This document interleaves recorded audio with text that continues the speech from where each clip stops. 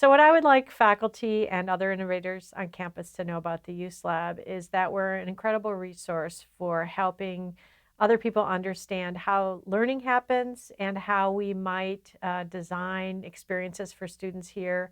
in ways that improve their opportunities for learning. So we represent a very diverse group who bring to the lab expertise and experience and knowledge from a number of different disciplines across campus, so that we don't just have one way about thinking about learning and we don't just have one way to study it. We have lots of different approaches, and we welcome lots of kinds of ways of thinking about how to improve learning. And we're always building our skill set for methodologies that we can uncover um,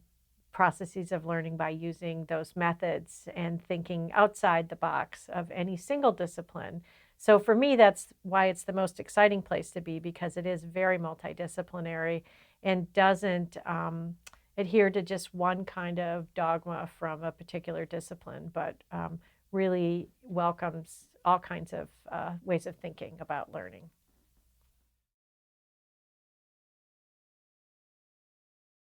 It has been an ongoing effort in my lab since really before the term learning analytics became popular, because we came to view the data that's collected by the use of our learning management system as an incredible wealth of information about what students were doing in service of learning on our campus. And when I realized that our learning management system literally captured every click that any student or instructor did in our learning management system, I realized that we had a new source of information about what students were doing. So that was really the springboard for me in the area that we call analytics. And it wasn't until I met Tim McKay and we started thinking about what other information do we have about students here on our campus that would help us understand those students and how we might tailor the learning experience at a more individual level for students without needing to do anything new or anything different necessarily, but rather to combine data that we have on all different places on campus and use it in a way that it hadn't been used before. And that's really what we're doing with the analytics movement here on our campus.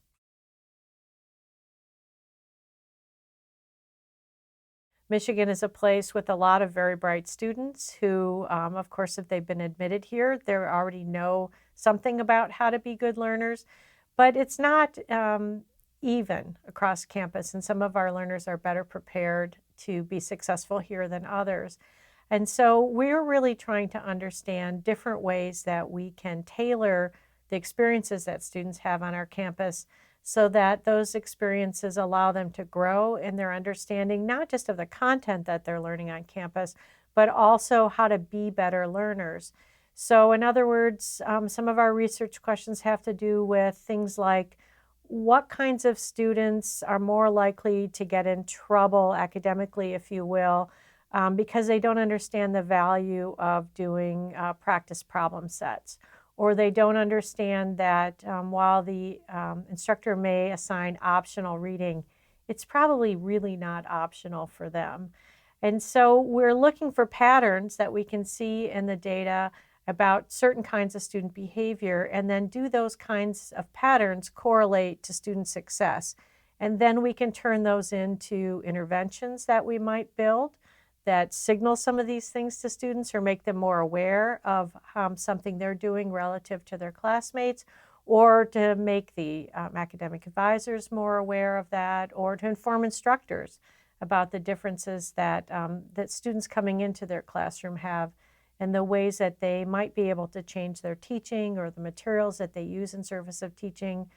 differently for different students. And that doesn't mean if you have a class of 400, you have to teach 400 different ways, but it does mean that you have a certain sensitivity that, for example, kids who come in from high schools where the academic environment is not as challenging as it is at some other high schools, that there's certain things those students need to learn how to do to be successful. And so most of the questions have to do with those kinds of things.